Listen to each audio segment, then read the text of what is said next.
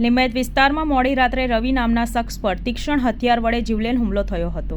પાન centre પાસે સમગ્ર બનાવ બન્યો હતો। રૂપિયાની લેતી દેતીમાં હુમલો થયાની આશંકા વ્યક્ત કરવામાં આવી રહી છે। રવિ દારૂ વેચવાની સાથે સાથે રિક્ષા ચલાવતો હોવાની તેની માતાએ કહ્યું હતું। ઈજાગ્રસ્ત રવિની માતાએ કહ્યું કે મારા દીકરાને તેના મિત્રો સાથે લઈ જવાયો હતો। બાદમાં મને જાણ કરાઈ હતી કે મારા દીકરા પર હુમલો થયો છે, જેથી અમે તાત્કાલિક હોસ્પિટલ દોડી આવ્યા હતા। મારા પતિના મોત બાદ મારો એકમાત્ર સહારો મારો દીકરો જ છે। મારી એક જ માંગ છે કે મારા દીકરા પર હુમલો કરનારને સજા આપી અમને न्याय આપવામાં આવે। रवि वाल्मीकि कायरे। क्या हुआ था?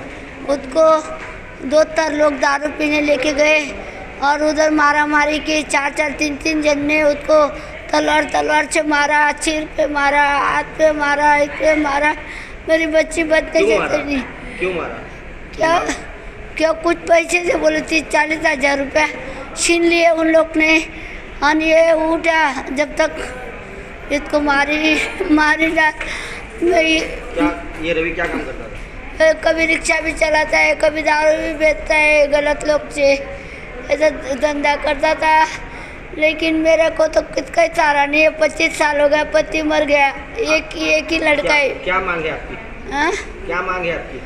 मेरे को मेरा बच्चा है वही। गुनेगार पकड़ायला पाहिजे ना। वो गुनेगार पकड़ा जाना चाहिए। वो गुनेगार को जिंदा मत रखना, उनको मत रखना।